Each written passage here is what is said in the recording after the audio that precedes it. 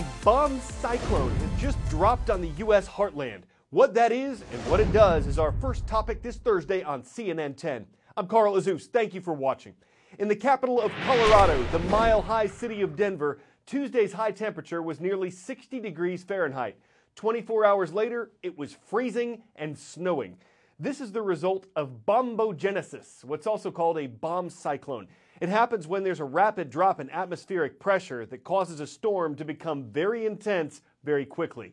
How intense? Central and northern U.S. states that lie in the Rocky Mountains and east of them were bracing for winds that could reach 70 miles per hour. That's nearly the speed of a Category 1 hurricane. Blizzard and winter storm warnings were in effect for parts of Colorado, Nebraska, South Dakota, and Wyoming. Heavy snow was likely. The National Weather Service in Boulder, Colorado predicted whiteout conditions when there's no visibility and power outages too. It told the people in the region to cancel any travel plans Wednesday afternoon and evening. Some folks didn't have a choice. More than 1,000 flights were canceled yesterday, mostly at Denver International Airport. Denver public schools, like several other districts in Colorado, were closed. Forecasters expected the storm to move northeast from the Colorado Rocky Mountains, with the snow tapering off by Thursday afternoon. But they're also on the lookout for strong winds and possible flooding in southern states east of the Rockies, where thunderstorms were likely. Next today, Boeing passenger planes models 737 MAX 8 and 9 have been grounded in the U.S. and Canada. The two nations announced their decision yesterday afternoon. At that point, they'd been the only two countries with a substantial number of these planes still flying. U.S. President Donald Trump said new information about the Ethiopian Airlines crash led to the Federal Aviation Administration's order to temporarily ground 737 MAX 8s and 9s. We covered the plane and the accident in yesterday's show. You can find that at CNN10.com. The Boeing company says it still has full confidence in its airplane's safety, but that out of an abundance of caution, it supports the decision by the U.S. government. 10-second trivia. Which of these fast food restaurant chains was founded first? Burger King, Chick-fil-A, McDonald's, or Wendy's? The first Chick-fil-A chicken sandwich was served at the Dwarf Grill in 1946.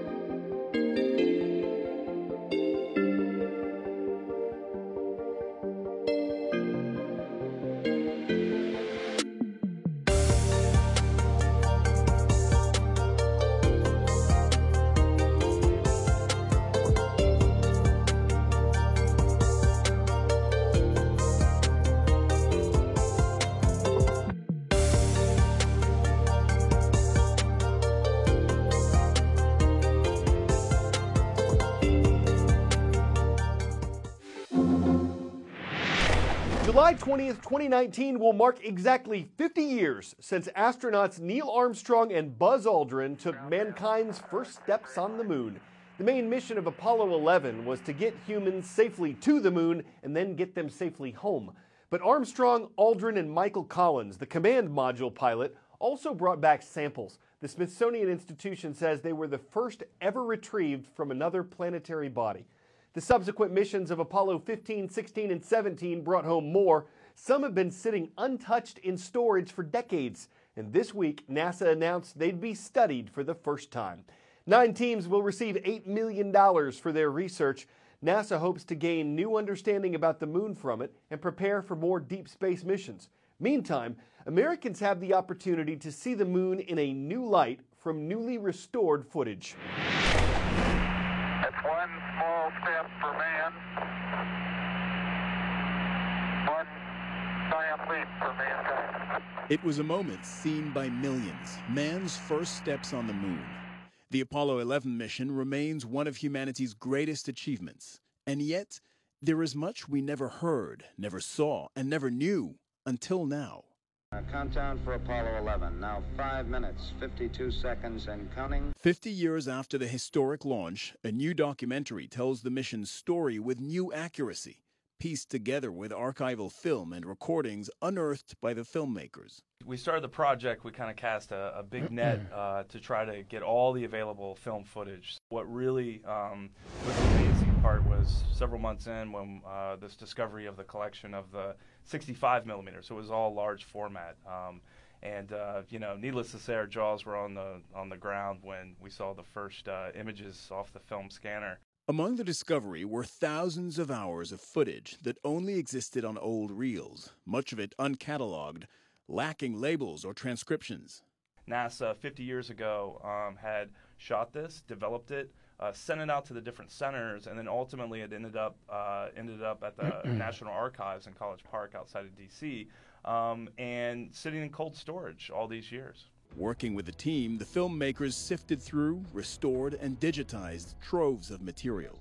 Once we spent the time researching all of that and then actually made an entire timeline that was 9 days long of the mission, so there really is a 9-day version of this film, we quickly realized that we had something special and that we could do it all with archival materials and not rely on current talking heads or other kind of movie trickery to tell the story. I think that the all-archival approach really adds to the immediacy of everything, and that was really what we set out to do, was just make you feel as if you were actually there. Without narration, recreation, or commentary, the film uses only original footage to condense the 9-day mission into 90 minutes. It begins with launch preparations and ends with the astronauts' return to Earth, layering new perspectives of all those involved in the undertaking. I'd like to know what you feel as far as the responsibilities of representing mankind on this trip. That's relatively difficult to answer. It's a job that we collectively said that was possible and we could do, and of course the nation itself is backing us. Cyril Vanier, CNN.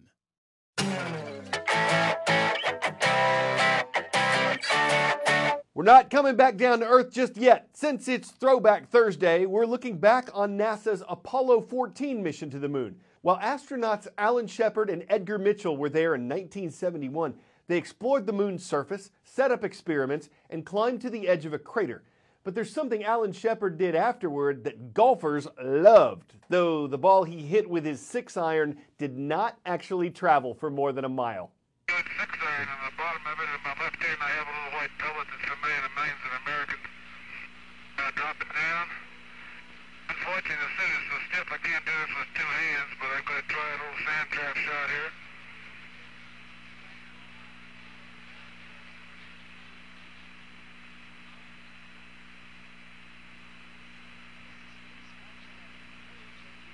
They got more dirt than ball that side.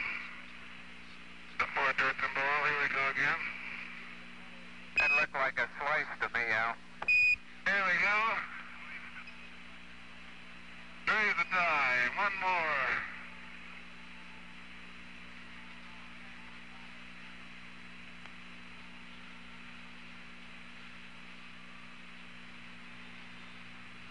Miles and miles and miles. Glad we were able to wedge that in. It's definitely not par for the course of a moon mission, but it surely irons out the question of whether you can hit the links by moonlight. It's a slice of levity where there's less gravity, and even if there's no birdie to be seen, it's not like you're going to get a mulligan. I'm Carl Zeus, teeing off with CNN 10.